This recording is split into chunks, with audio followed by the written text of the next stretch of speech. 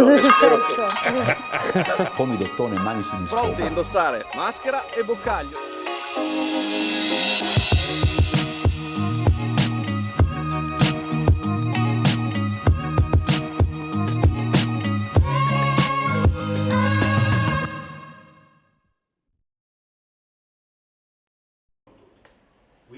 Il San Luigi Calcio è di nuovo nella grande famiglia Juve, una binata che ritorna dopo qualche anno di stop mentre la prima squadra si appresta ad affrontare la Serie D.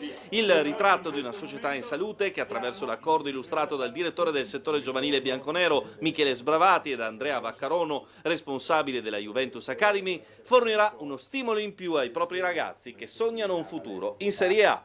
Affiliarsi con la squadra più blasonata d'Italia mi sembra che non sia da poco. E poi il ritornare ad essere Juventus, perché non dimentichiamo che noi abbiamo fatto già 5 anni con loro, poi per quel fatto, è inutile ricordarlo, siamo stati esclusi, giustamente, e adesso c'è stata una mia volontà specifica di ritornare proprio perché è come lasciarsi con la moglie e poi dopo ricongiungersi nuovamente. Quindi è una cosa che l'ho voluta fortemente e ci siamo riusciti. Quindi San Luigi è un'eccellenza per la politica di piccoli passi, quindi una società sana, con tanti giovani, una bellissima struttura e veramente una grande famiglia. Anche i giocatori che vengono qui e oggi giocano in Serie D privilegiano questa società che non è ricca ma è solida e conta di fare una serie di importanti. Oggi siamo qui a certificare un contratto di collaborazione importante, non formale ma sostanziale, con una grande del calcio italiano. Quanto al campionato, per il San Luigi è l'annata del ritorno in Serie D, con una considerazione chiara sull'impiego di giovani del vivaio e una speranza a più ampio raggio per il futuro del calcio made in Trieste. L'anno scorso abbiamo vinto il campionato con 15 ragazzi nati in società e quest'anno in rosa sono 16, quindi noi puntiamo su questo. Vorremmo arrivare a salvarsi quest'anno con i nostri, potenziare ancora il settore giovanile e cercare di andare avanti in Serie D, perché penso che Trieste, senza toccare nulla, e lo sappiamo. Ieri i 7 chilometri di fila all'Isert e i riverberi anche fuori dall'autostrada, i problemi costanti di flusso di camion al valico di Fernetti e il comitato in prefettura la settimana prossima per affrontare l'emergenza viaria. Diventa sempre più complicata la gestione dei flussi commerciali in arrivo dalla Slovenia sull'altopiano carsico in primis e sul raccordo autostradale in seconda battuta. In attesa di quelle che saranno le soluzioni al tavolo del prefetto Giuseppe Petronzi, è la Polizia di Trieste a rispondere rispetto a quanto già messo in campo per le prossime giornate. Noi assistiamo a un duplice evento. La chiusura dell'H4 genera più transiti di mezzi pesanti a Fernetti che trovano poi il loro naturale imbuto alla barriera dell'Isert in direzione Venezia. Allo stesso tempo stiamo assistendo anche a dei fenomeni di controesodo, cioè turisti che hanno popolato le coste croate e dalmate che stanno pian piano tornando. E in termini generali c'è una ripercussione anche sulla statale 14, sulla SP1 e fondamentalmente si scarica questo traffico sul cosiddetto bivio Tre Noci. Tanti automobilisti, vedendo le condizioni del navigatore o di altri sistemi informatici, preferiscono lasciare l'autostrada all'altezza di Sistiana per impegnare appunto l'SS14. Il questore ha predisposto un sistema di gestione allargato della viabilità, interforze, Polizia di Stato, Arma dei Carabinieri e Polizia Locale, che accompagnerà tutti i fine settimana, partendo dal giovedì, in realtà da adesso fino al primo fine settimana del mese di settembre. A fluidificazione per quanto possibile della viabilità per rendere i disagi i minori possibili. 1, 2, 3, Trieste! Saluto e poi foto di gruppo. Parte così allo stabilimento balneare Ausonia la nuova stagione della pallanuoto Trieste al femminile, le cosiddette orchette. Sarà una stagione importante in cui si divideranno fra campionato e Champions League che è in programma come qualification round tra il 26 e il 28 settembre in Ungheria, mentre l'esordio nel campionato di Serie 1 femminile è fissato per il 4 ottobre a Cosenza. È stata un'estate di profondi profondi cambiamenti per quanto riguarda la rosa affidata all'allenatore Paolo Zizza al suo 4º anno sulla panchina alla Bardata. Sì, parte un nuovo progetto, abbiamo cambiato 3 nuovi stranieri, per cui arriva un'americana, una neozelandese e una francese, un grande apporto internazionale ma grande esperienza. Sono convinto daranno un grande contributo alla crescita di questa squadra, dove oltre allo zoccolo duro di questi anni ci sarà un innesto di tanti giovani del nostro settore, per cui sicuramente parte un progetto nuovo e siamo tanto contenti chiaramente di partire con questa nuova attività. A fronte di ben 6 partenze, il mercato ha portato gli ingaggi della nazionale francese Aurélie Batou, dell'attaccante mancina statunitense Maria Allen, della neozelandese Morgan McDowell, 19 gol peraltro ai mondiali di Singapore, del portiere Sofia Mancinelli e rientro dal prestito di Grace Marussi, reduce dalla 2 vinta con Civitavecchia. Confermate le triestine Lucrezia Cergol, Veronica Gant, Giorgia Klatowski, le veterane Loredana Sparano e Francesca Colletta, le talentuose Emma De March e Guia Zizza, mentre il gruppo è stato rimpinguato dalle atlete più promettenti del settore giovanile, ovvero Giulia Petrucci, Giulia Nappi, Giulia Abbondanza, Letizia Cavalieri, Sofia Pinto e Letizia Zavattin. Le straniere arriveranno nei prossimi giorni, intanto sentiamo la capitana Cergol. Al momento non siamo tutte, ci mancano innesti stranieri e Mademark, quindi è un inizio un po' in progressione. Sicuramente sarà un bell'anno perché abbiamo un mix tra ragazze giovani del vivaio triestino e giocatrici forti a livello internazionale che sono state anche con me nel corso del mondiale a Singapore, quindi sarà veramente un anno bellissimo da scoprire e soprattutto un anno in cui sarà molto bello lavorare sulla dinamica di squadra e sull'unione di squadra. 2, 3, Trieste!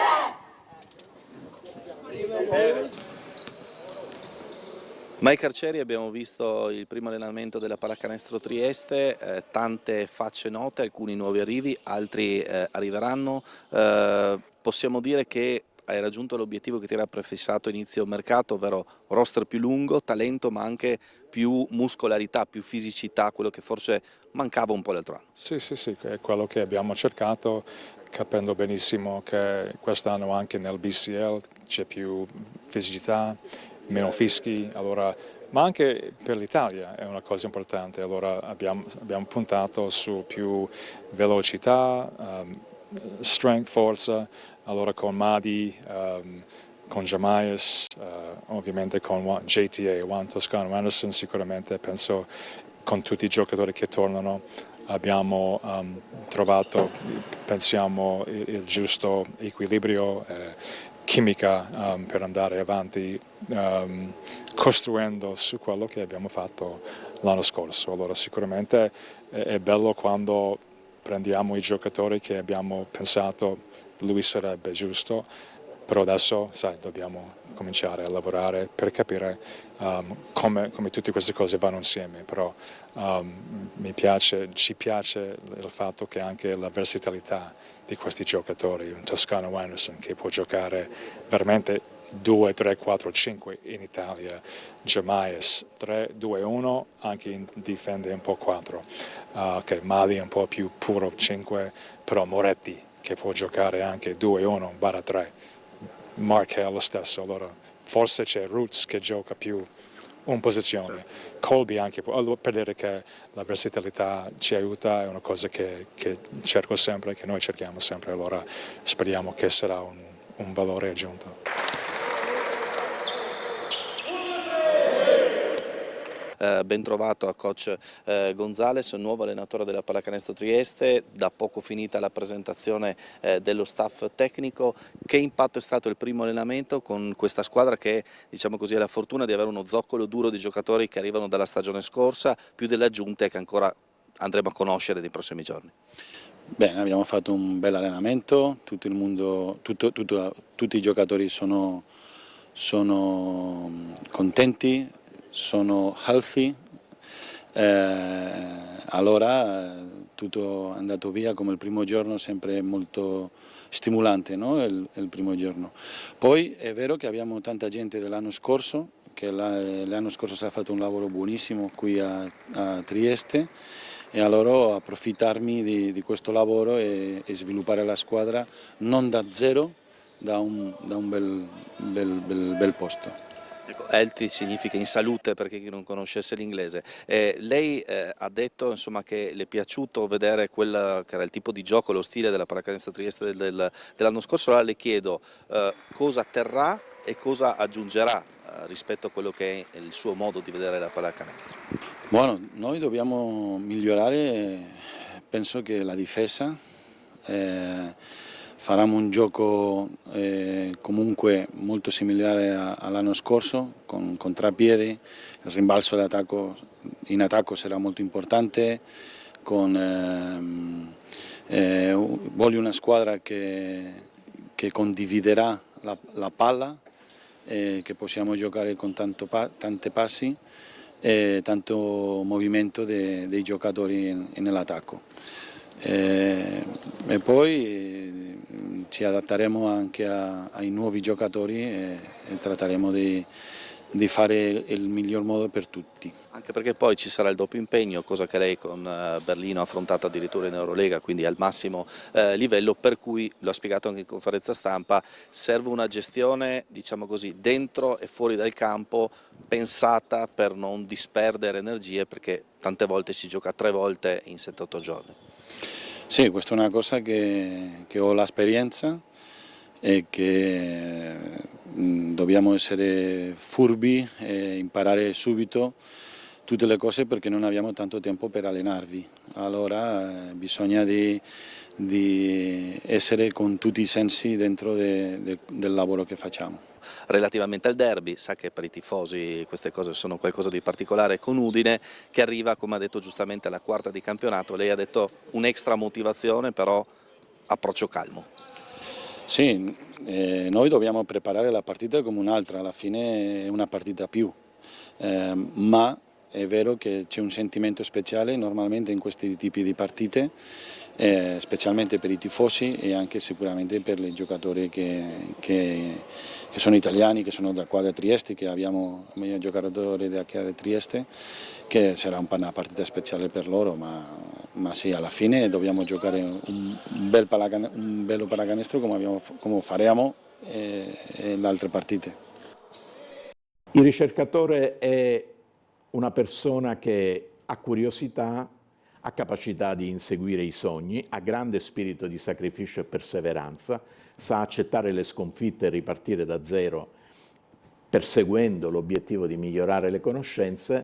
Il professor Attilio Masri fondava il proprio magistero su 4 pilastri: giovani, merito, ricerca, sfida. Gli ultimi 2, secondo il professor Gianfranco Sinagra, che coordina le attività di ricerca gestite dal fondo che il clinico lasciò a disposizione e che nei primi 3 anni di esercizio ha impiegato 750.000 euro, aiutano a meglio definire una figura, quella del ricercatore, che accanto a determinate caratteristiche, per certi aspetti intuibili, deve essere in grado di inquadrare determinati aspetti del proprio lavoro avendo in mente una prospettiva più ampia. Il ricercatore è una persona che non dà per acquisite le conoscenze attuali, ma che sa guardare rispetto a problemi insoluti, situazioni controverse, variabilità di risposta delle persone, dei pazienti, per interrogarsi su come mai, sul perché. In questo senso la curiosità, la capacità di accettare una sfida, di rompere con i dogmi e i paradigmi e di guardare oltre è un presupposto fondamentale dei ricercatori. In definitiva, dunque, ragiona Sinagra, un ricercatore è una persona che mai smette di porsi obiettivi e nel cercare di risolvere i problemi, nel solco in cui si muove ad esempio la ricerca traslazionale, imbocca senza timore nuove ed altre strade. Quell'interrogarsi sui problemi è quell'esplorare i problemi attraverso la ricerca che serve a traslare ai problemi della quotidianità, cioè alla sofferenza dei malati, ai problemi concreti dei malati, la risposta da dare. E questo è un processo continuo.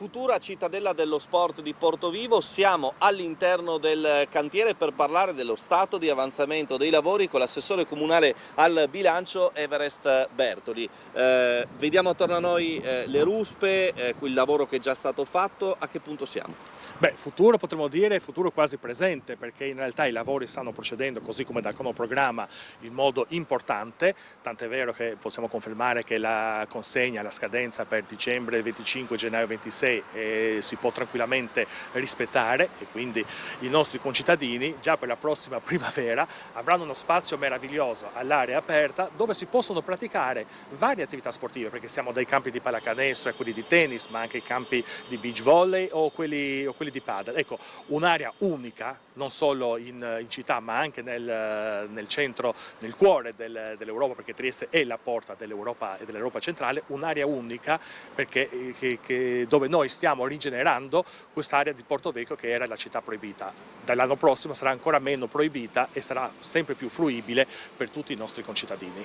Ricordiamo l'investimento economico per andare a attrezzare quest'area con campi di basket, di calcio, di padel come dicevamo, ma anche di beach volley su un terreno che sostanzialmente si allarga dalla zona del terrapieno di Barcola sino al Parco Boveda. È un investimento importante perché ai 4.800.000 euro iniziali del PNRR si sono aggiunti ulteriori 1.100.000 euro di contributo regionale, quindi stiamo parlando di circa un investimento di 6 milioni di euro per, torno a ripetere, rigenerare e restituire ai nostri concittadini, non a babbo morto ma già l'anno prossimo, un'area che non avrà pari e non avrà uguali.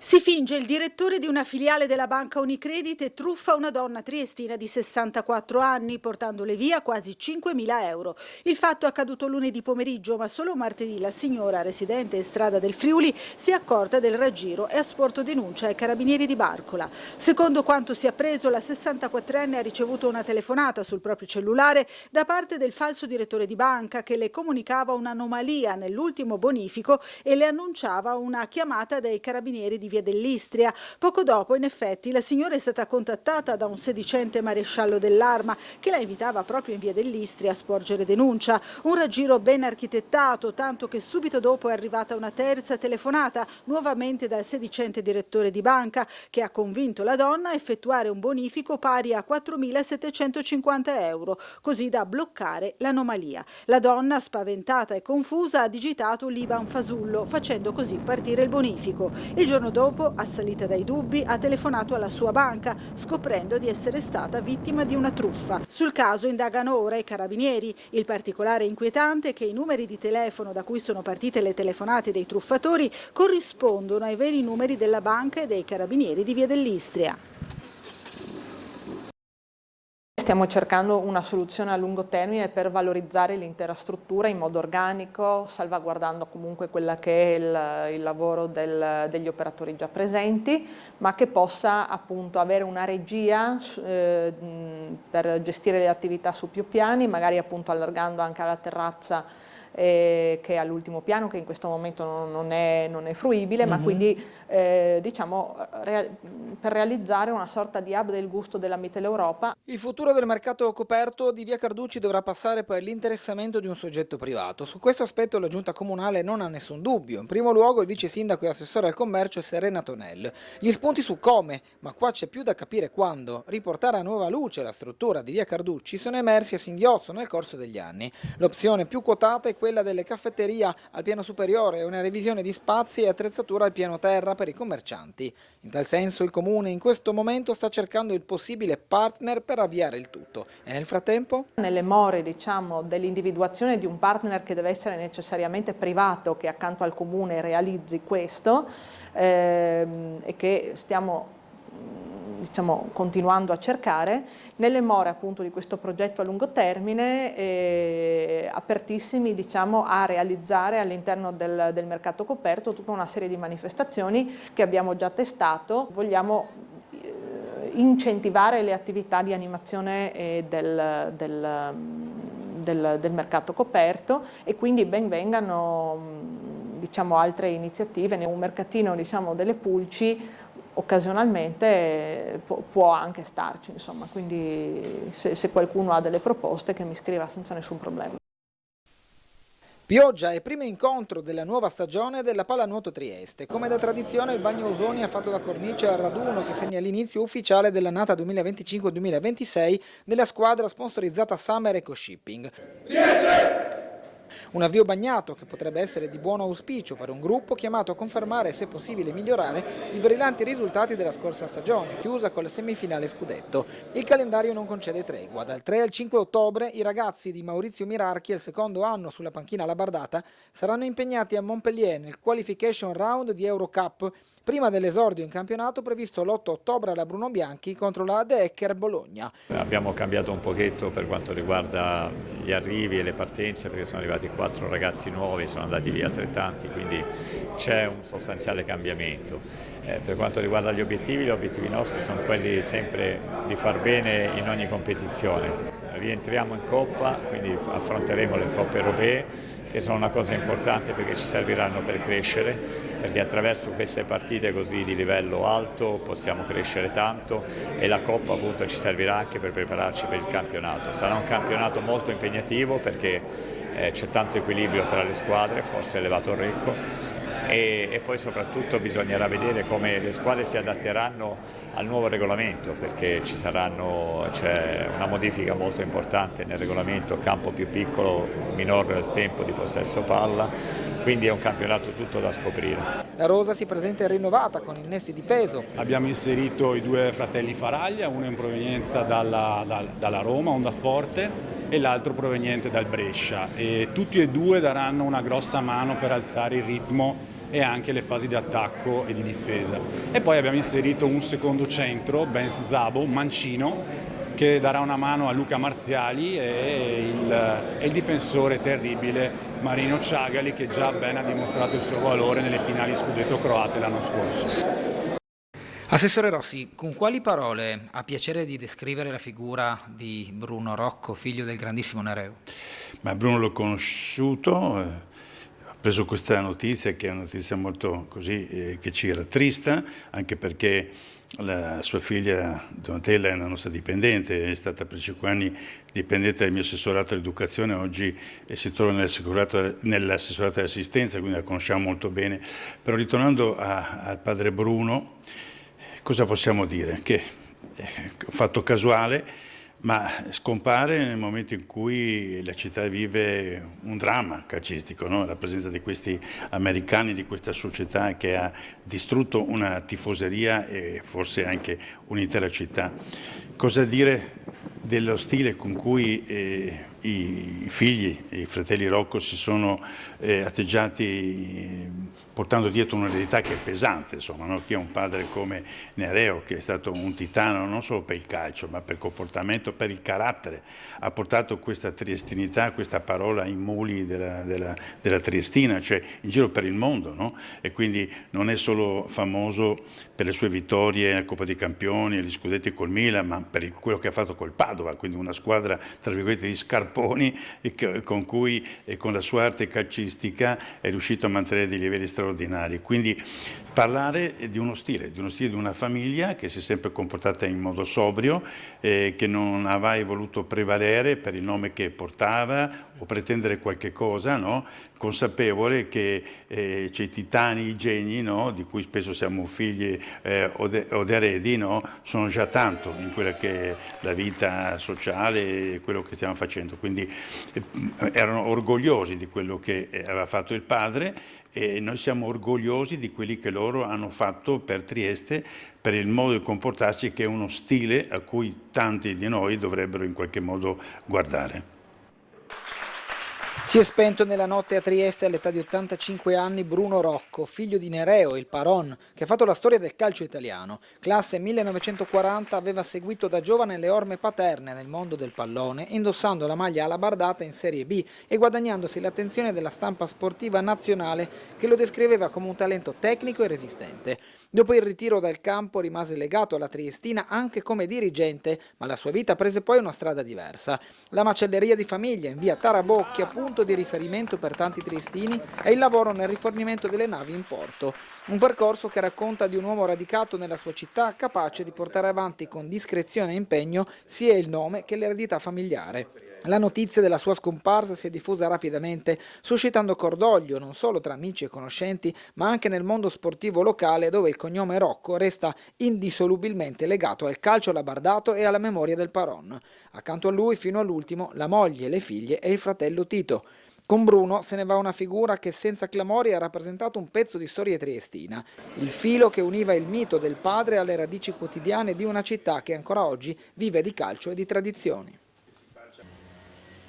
Scatteranno entro fine anno i lavori di restyling attesi per Piazza Goldoni, cuore trasportistico del centro città, per ovviare alla questione nota del muro, della fontana e del realizzo delle nuove aree verdi. Piazza Goldoni, come sapete, ha beneficiato di un contributo regionale di circa 1 milione di euro. Gli uffici del Comune hanno redatto il progetto esecutivo, hanno ottenuto naturalmente i pareri della soprintendenza, degli enti terzi, quali Trieste Trasporti, Acegas, per i sottoservizi, per cui entro il mese di settembre condividerò con la Giunta proprio il progetto esecutivo. La fase successiva è la gara e l'avvio dei lavori è previsto entro quest'anno, per cui una serie di attività che porteranno ad abbattere il muretto, ovviamente quello chiamato della discordia, a valorizzare quell'area con delle piantumazioni che non andranno ad incidere sulle attività economiche, quindi sui bar e la gelateria che è presente, insomma i ristoratori che sono presenti, gli esercizi commerciali, e ad abbellire ovviamente quella che è la fontana, io chiamo Mar Riuscita, che purtroppo non è mai piaciuta a nessuno, verrà in qualche maniera limitata l'estensione e valorizzata con del patrimonio verde. Novità anche per quanto riguarda la zona del parcheggio del Ferdinandeo dopo gli interventi fatti nei giardini di San Luigi. Io ho anticipato quella che è la continuazione di interventi dell'area di San Luigi, Parco Ferdinandeo, il Parco del Farneto nella parte più bassa dove ci sono i giochi dei bambini. In quell'area è già stata posta una pavimentazione drenante, quindi fatta con l'Ecodren per la sistemazione del parcheggio a valle. Ora proseguiranno i lavori anche sui giochi, quindi con la sostituzione dei giochi per i bambini che erano state fatte in precedenza in legno e quindi purtroppo in quell'ambiente umido facilmente intaccabili da quelle che è la muffa, le erosioni create da un ambiente molto verde, io dico anche per fortuna, ma comunque facilmente rovinabili. Nel Parco del Ferdinandeo invece andremo a sistemare, sempre con materiale drenante, quindi rispettoso dell'ambiente, non con cementificazioni selvagge, tutta la parte che ovviamente è in questo momento ricoperta solo da ghiaino, per cui con la funzione di dare un beneficio sia a chi utilizza il MIB sia naturalmente ai residenti che utilizzano quell'area come parcheggio.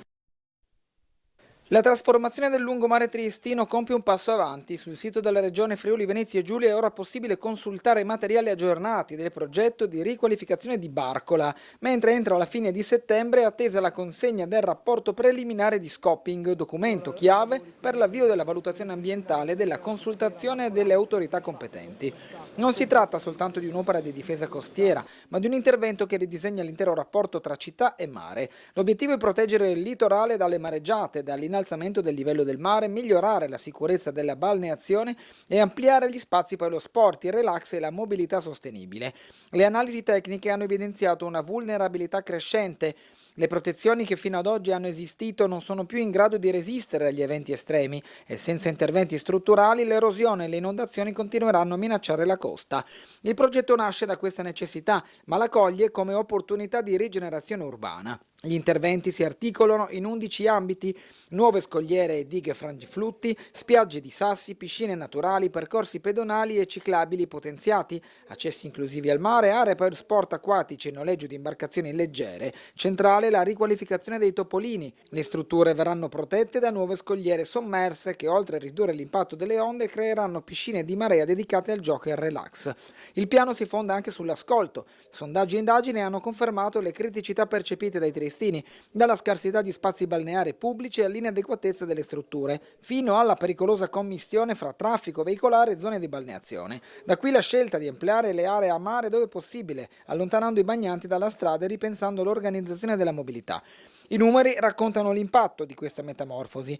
Gli accessi al mare passeranno da 21 a 39, i metri di costa attrezzata da 777 a 3250, la superficie balneabile da poco meno di 7000 metri quadri a quasi 53.000, con un incremento del 677%.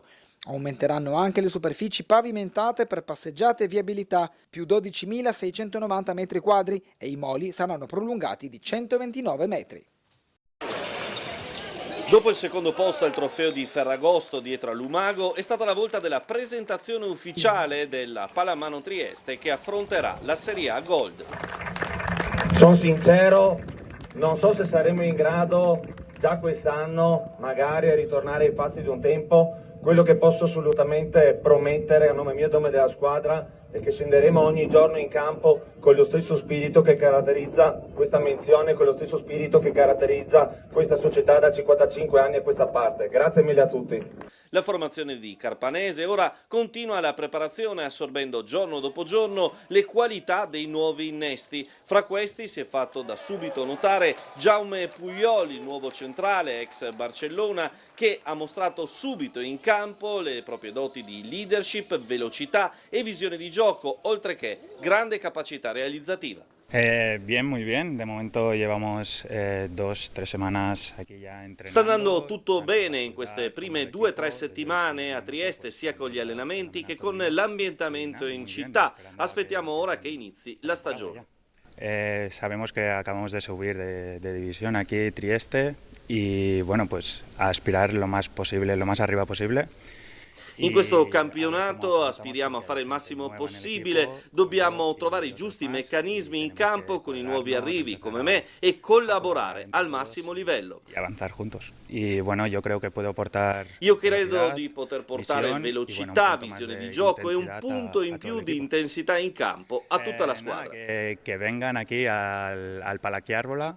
Quanto ai tifosi, spero che vengano in tanti a supportarci a Chiarbola. Noi faremo il massimo in campo, daremo tutto per loro. Nos dejaremos la piel aquí.